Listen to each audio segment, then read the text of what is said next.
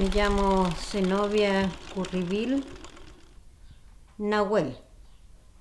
Soy de la comunidad, vivo en la comunidad Rucañán. Soy artesana. Bueno, yo aprendí a hilar de muy pequeña viendo a mi madre. Y de eso fui mirando y así aprendí también ya a la edad de unos 12 años. Yo creo que ya tejer, a los 14 años ya era una tejedora. A mí la artesanía creo que viene de mis raíces. Yo soy ya la quinta generación de mi ancestro. Y orgullosa me siento. Quiero mucho la artesanía.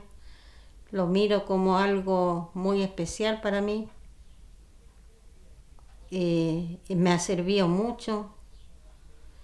Y me gusta mucho enseñar esto, no quiero dejármelo para mí solamente. He salido a enseñar también y eso mismo me orgullece cuando mis alumnos aprenden, porque yo les digo que si no aprenden que me pregunten. Porque cada hebra que pasa uno, cada dibujo que hace, es algo que recuerda siempre su antepasado.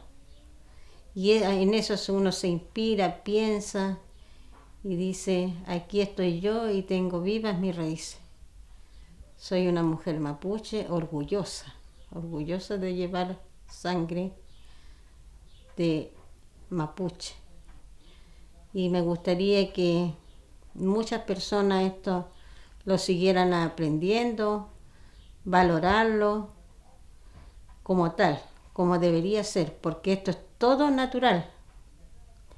Ya viene desde, yo comienzo aquí desde crianza de la ovejita, a la esquila, el lavado, el teñido y el urdío y así, y hago diferentes piezas, diferentes desde individuales, camino de mesa, frazadas, mantas, chales, una infinidad de cosas y cosas muy bonitas que a veces uno cuando lo está tejiendo como que no lo valora quizás, pero cuando lo ve puesto en otra persona como que uno dice lo haré, lo hice yo, como que uno dice qué lindo mi trabajo.